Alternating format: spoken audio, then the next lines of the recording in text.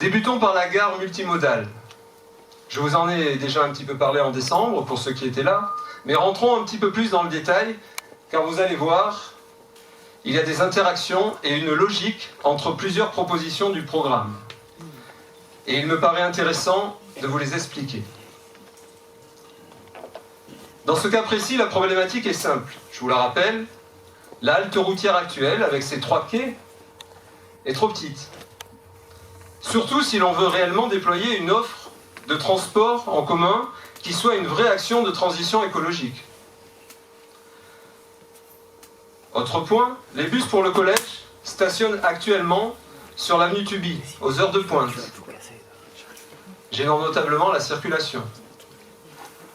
Les bus pour le lycée stationnent, eux, sur le parking Chagall, le parking de la gare, qui va être amené à disparaître dès que le nouveau quartier verra le jour.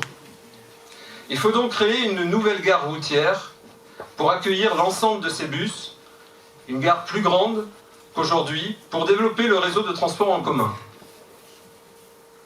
D'autre part, si l'on veut réellement favoriser les transports en commun, notamment pour faire les trajets pendulaires, Vence-Nice, Vence-Carrosse, Vence-Sofia, il faut pouvoir venir en voiture jusqu'à la gare routière. Et il faut pouvoir se garer à un prix raisonnable toute la journée.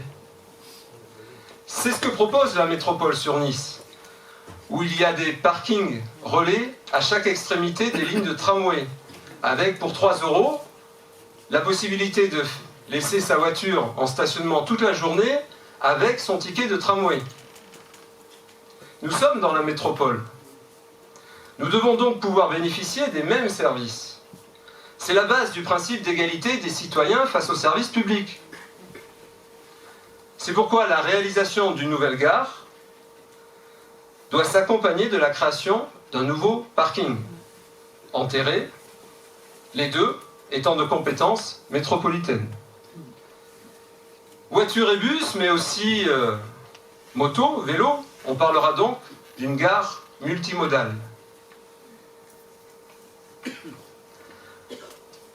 Aujourd'hui, la ville de Vence et la métropole ont signé une convention d'intervention foncière avec l'EPF, l'établissement public foncier, pour l'acquisition et la réservation de terrains situés dans un périmètre appelé le site Morel.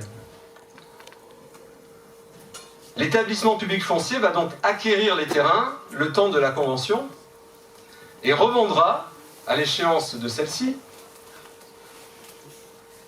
ces terrains, soit à un porteur de projet tiers, soit à la collectivité elle-même, la ville, ou, dans le cas présent, la métropole. Donc vous voyez à l'écran le site Morel, bordé d'un côté par le square Alina et le lycée, et de l'autre par le rond-point Maréchal Juin, l'avenue Émile Hugues. Il inclut la police municipale et la halte routière actuelle, terrains qui sont déjà communaux. Voici où la future gare routière est projetée d'être réalisée. Sur un terrain, aujourd'hui privé, propriété d'Henri Tesser. C'est déjà dans les cartons, ça, c'est déjà à l'étude à la métropole. Cette future gare routière, avec à minima 4 quais urbains et 4 quais scolaires, sur le fond, il n'y a pas d'autre possibilité pour la situer ailleurs, si vous voulez. Les bus ne peuvent bien évidemment plus revenir en centre-ville comme ils étaient il y a maintenant quelques années, quand j'étais petit, où la SAP était encore située à côté de la Régence et où les bus tournaient devant. Donc tout ça, évidemment, ce n'est plus possible. Les bus doivent être proches de grands axes. La gare routière doit être proche de grands axes. Et évidemment, on doit pouvoir y venir depuis le centre-ville, à pied, et si possible, à plat. Alors en tant que maire, je défendrai personnellement ce projet de gare multimodale.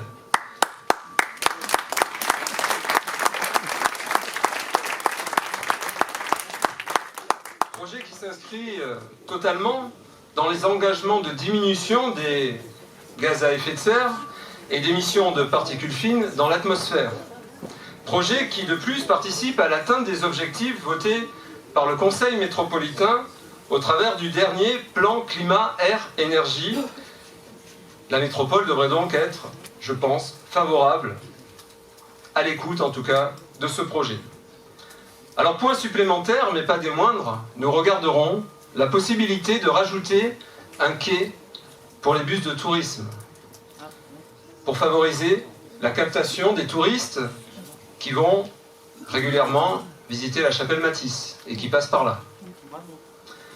Enfin, ce nouveau parking à l'ouest de la ville, dont le nombre de places reste à calibrer, sera également bien utile pour compenser le manque de places de stationnement disponibles pour les futurs résidents du quartier Chagall. Je vous rappelle qu'il est grosso modo prévu une seule place par logement. Il va y avoir 227 logements.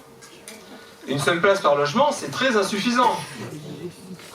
Et ce nouveau parking, bien dimensionné, encore une fois, est donc également une solution possible pour éviter du stationnement sauvage tout autour de Chagall et partout à Lara.